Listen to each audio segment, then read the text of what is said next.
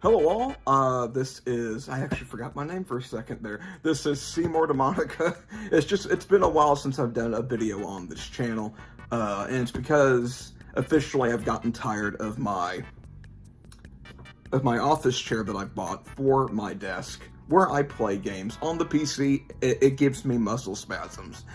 And I think it's either because of my weight, because of how crappy the chair is. I don't know, the cushion's already worn out. But anyway, until I bothered to put together my new chair that I got about a week ago, I'm going to make a couple reviews, a couple videos like this, you know, just to kind of put something out there. And I'm going to actually be reviewing today a few Switch accessories, some controllers. Now, we're going to get the more boring stuff out of the way first, which would be the cases. And this is actually the thing that I'll be reviewing today that I've had the longest, and it is a Nintendo Switch case that is in the likes of Breath of the Wild. It's got a very nice, smooth case. Well, not so much smooth, but it is fun to feel around. I'm not sure what you would call this exactly, like the kind of texture this is, where it lifts up a little bit off the surface. This is probably the only problem with it. It's your personal preference whether or not you like how this looks, how much you like Zelda, but inside, the problem with this is that there's not much going on. There's a place to put 5 different games. This is something I took on our trip last year to Galveston, Texas. And up here, there is a little slip that I don't know what that's for. I mean, if you're desperate, you can put more games, I guess, here. I doubt a Switch case would fit in there. So, instruction booklets? I don't know. No one really reads those anymore. So I decided to trade up and get a new case from a franchise I don't like quite as much as Zelda, but is a big part of my childhood, a Spyro the Dragon case.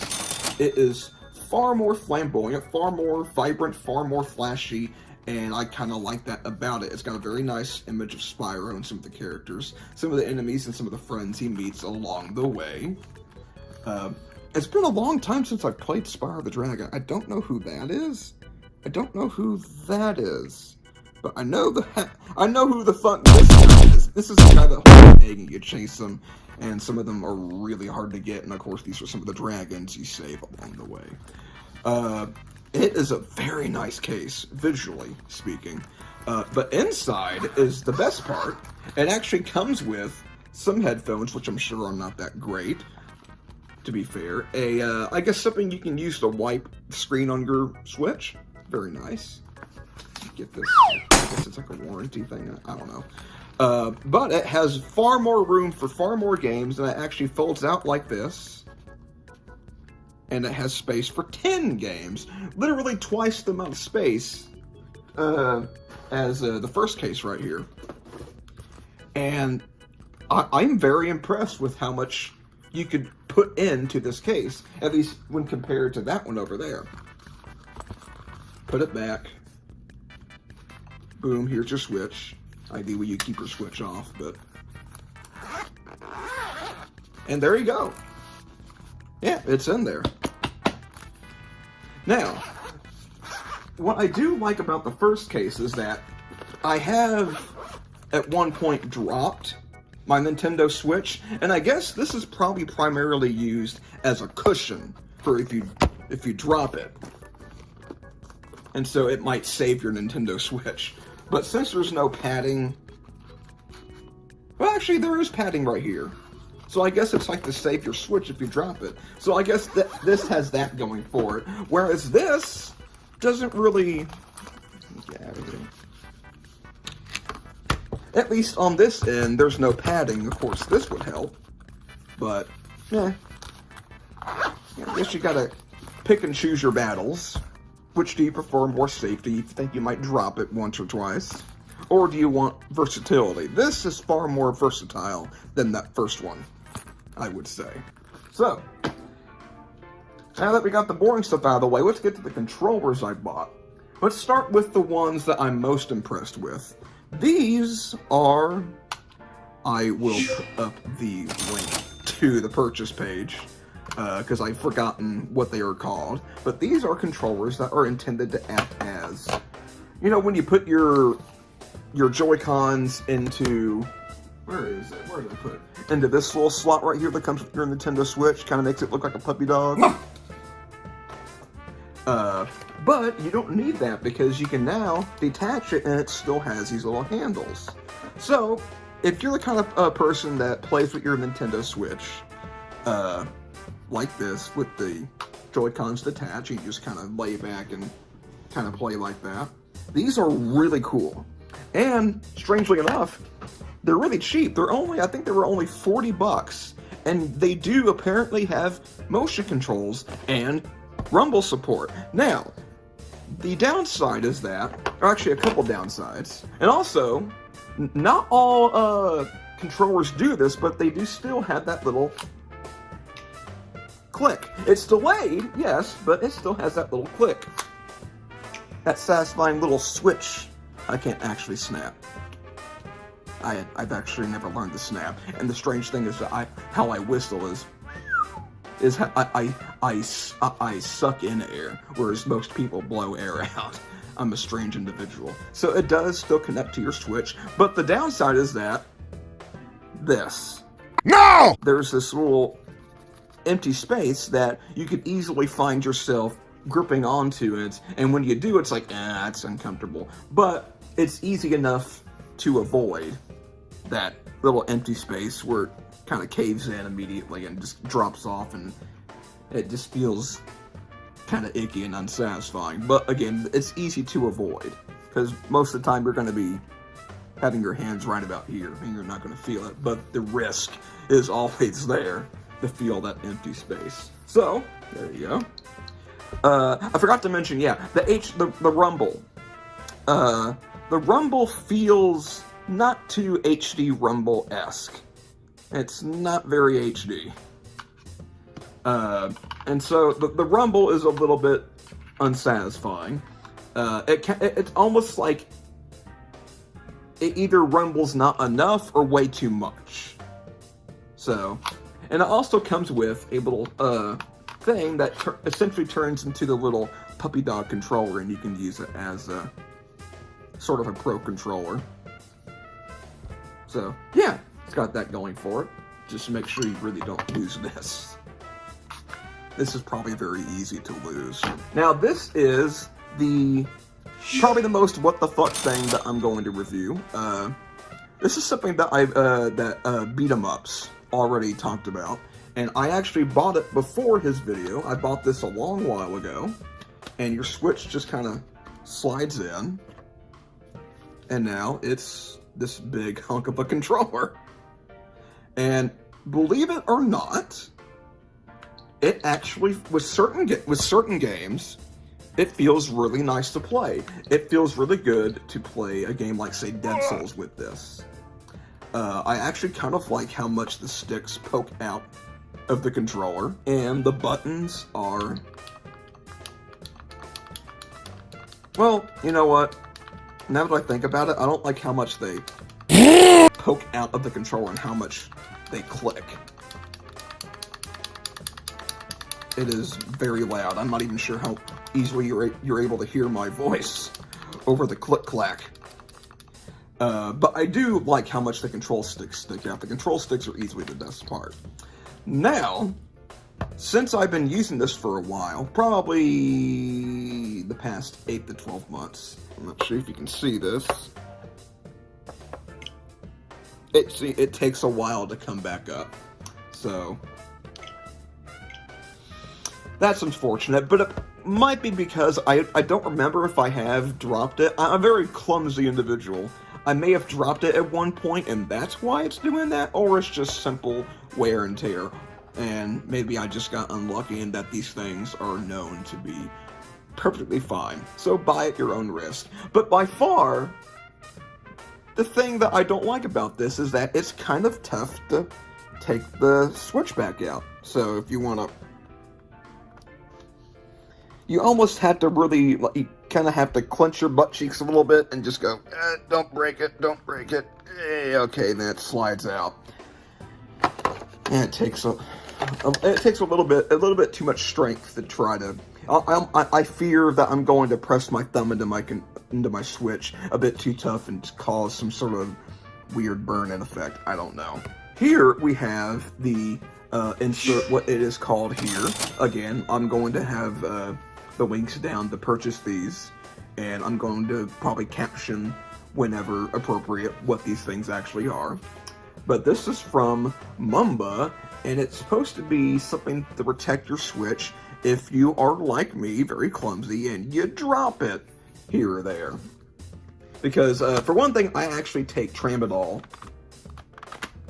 for my back pain, and sometimes it makes my body twitch and I drop. Like, I'll be playing and I'll go, oh shit.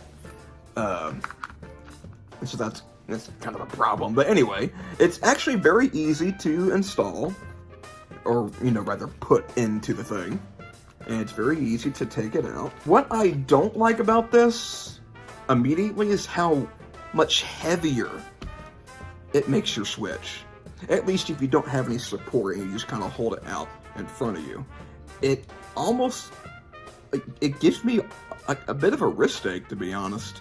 But if you do like a little bit of an extra weight to your controllers or to the Switch, if you play it like this in handheld mode, this might be for you. It might just be because I have dainty wrists.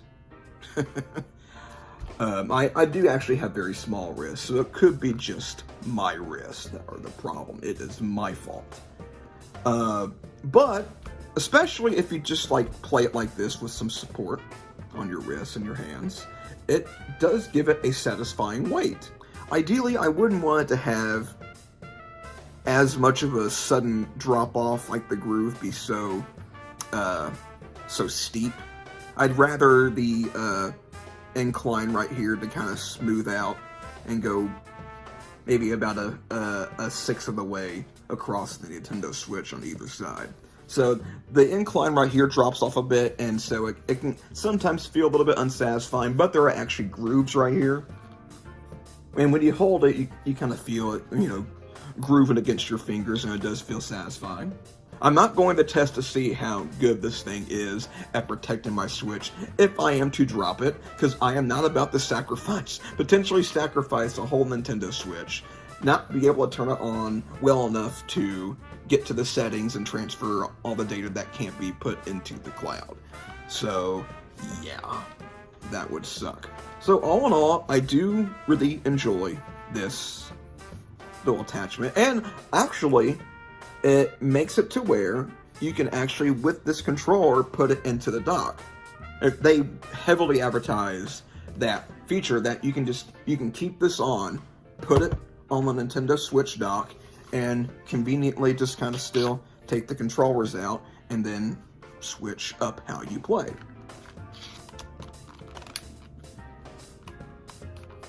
So, you just make sure how easy it is to take it out. It is a little bit cramped, so it's kind of if you do want to take them out. But still, it has that neat little feature. Next up we have this Pro Controller. It is easily, of the two Pro Controllers that I have, easily my favorite.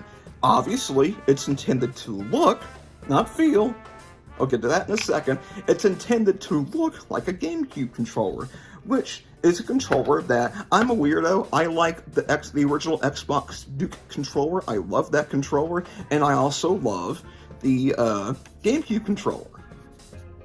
Now, I'm not one of those eccentric weirdos that somehow like the N64 controller, but I do like this. Though, when you start playing around with it, it has those 6 or 7 little indentations that make that actually kind of satisfying feel and sound. But it doesn't quite... Oh, shit. Oh, I didn't mean to do that. I didn't mean to connect it. But when you play around with the buttons, it doesn't quite feel... I mean, this sounds like a GameCube controller, but it does not feel like a GameCube controller. It doesn't feel like the ZL and the ZR buttons on the original GameCube controller at all. They have a quicker snap to them. And I actually liked how the ZL and ZR buttons felt on the GameCube controller. I wouldn't be surprised if they just haven't aged well, but for the time, I liked how they originally felt. These, though, they snap back up much quicker. How quickly they come back up. You can almost actually feel it coming back up with your finger. That's how quick they are. So, these also are a bit more spongy. A bit spongier than the original GameCube controller Z and L buttons. They're surprisingly quiet, whilst these are a bit louder. And they don't come up quite as quick as the ZL and ZR buttons, but they are not as spongy as these buttons. So it's kind of a mixed bag, albeit in a very nice package. A very nice, very yellow, Pikachu-centric, Pokemon-centric package. But just how quiet the D-pad is. Like a goddamn ninja. And yet these are so loud.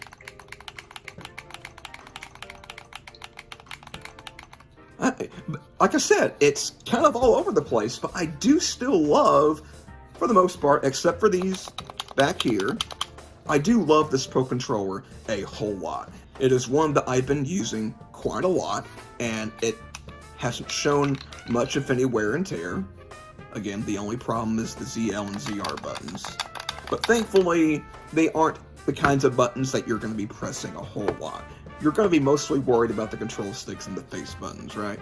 But those are just fine.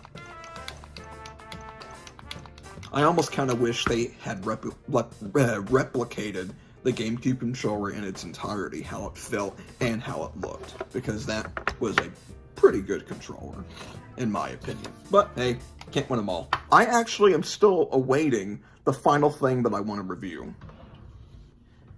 Let me see, where's my Amazon page? Track package.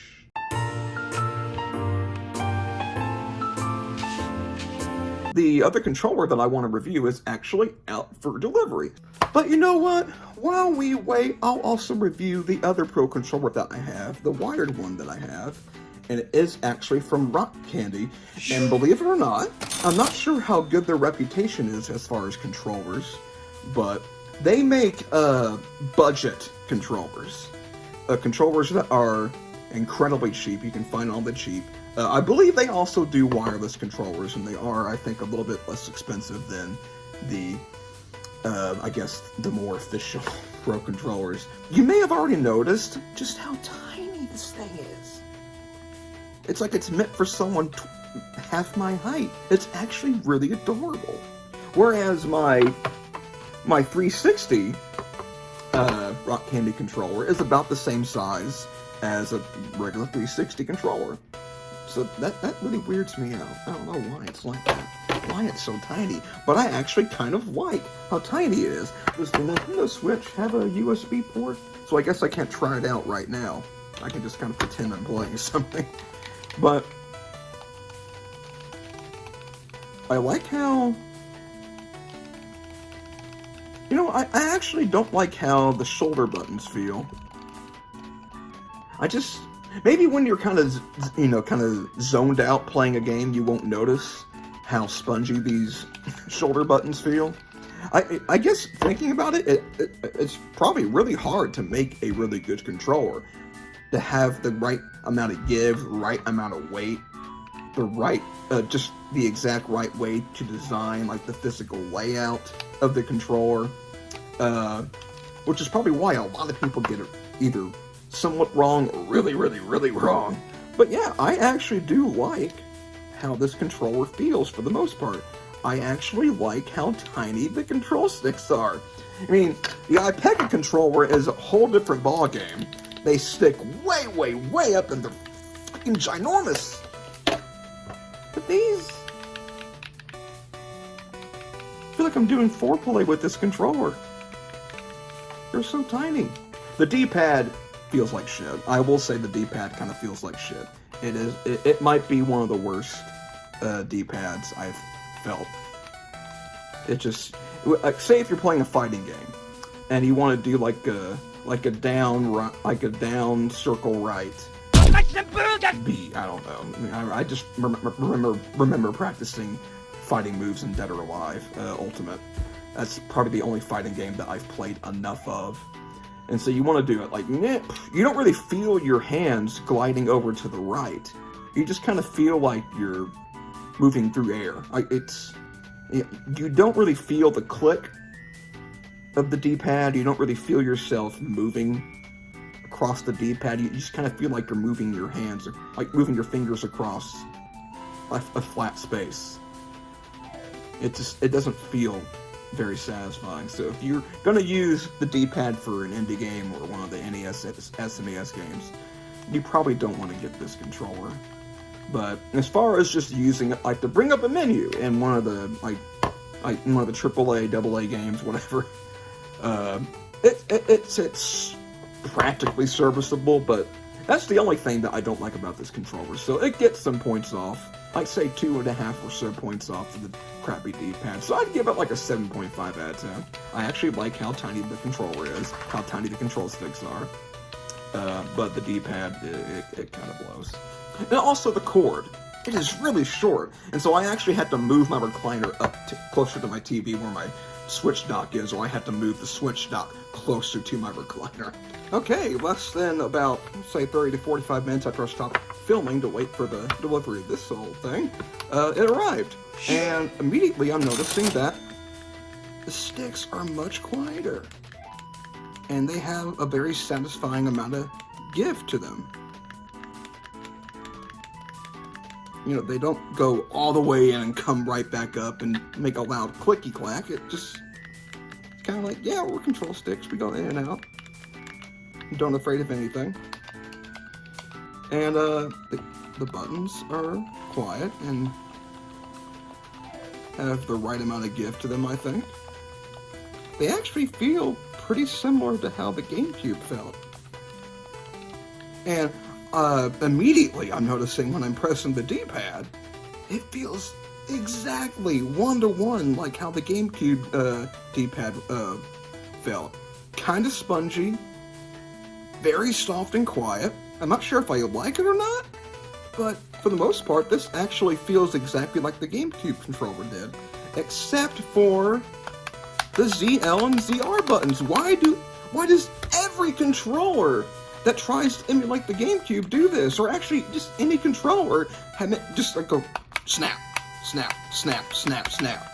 It jumps back up immediately. Instead of snapping back and just feeling as though it's made to be like that, it almost feels like it gets stuck for a few milliseconds and then snaps back quick with your finger. And so it has a really unsatisfying, almost like rumble to it as it travels with your finger. You would have to just press it like that to have you not feel that. Both buttons do this. And I don't like how the start, select, and the capture and home buttons, you have to, like, you're just casually playing whatever, and then you have to reach all the way over here to go home or take a screenshot. That's not ideal. Like the screenshot button on the Joy-Con, right? It's like you're playing, whoop, screenshot, bam. It's very simple. But especially if you want to take a video, you have to play casually and then reach all the way over here, hold it for a couple of seconds, then get back to playing. It's the less time between casual play and the capture or home button, the better. And I think the Joy-Cons really get that part right. Casually playing, whoop, bam, there you go. Casually playing, whoop, yeah, just, it's not much, but it's something, it's enough. Just the right amount of no. But I mainly bought it for its, like, trans pride color scheme. and the Jigglypuff in the middle. I think I have to press, there you go, to kind of focus it in. Nah, it's not really focusing. well enough. But it's a very cute and angry Jigglypuff. I like it. It gets everything right, very right, that really matter. You know, the face buttons and the control stick, and the very most top shoulder buttons, the Z and the L button. Or rather, the R and the L buttons. These feel fine, the face buttons feel excellent, the control stick feels excellent, and for better or for worse, this feels exactly like a GameCube D-pad. So, if nothing else, it's nostalgic. But the ZL and the ZR buttons just are really awful. And also, what's nice is that the cord that plugs into the Switch dock, it at least looks a lot longer than the 4 to 5 feet cord on the other Pro Controller that I showed off. Well, that is it. I do plan to do more videos as I accumulate more Switch shit. I may even branch out and get some really weird stuff, because there is a lot of really cool, interesting, and just really what the fuck shit being made for the Switch. So, I'm probably going to also try to do some game reviews. And once I get to building my new chair, hopefully very soon, I will put out some more Let's Plays. I've been dying to get back to, especially, of course, Nocturne. So, see y'all later.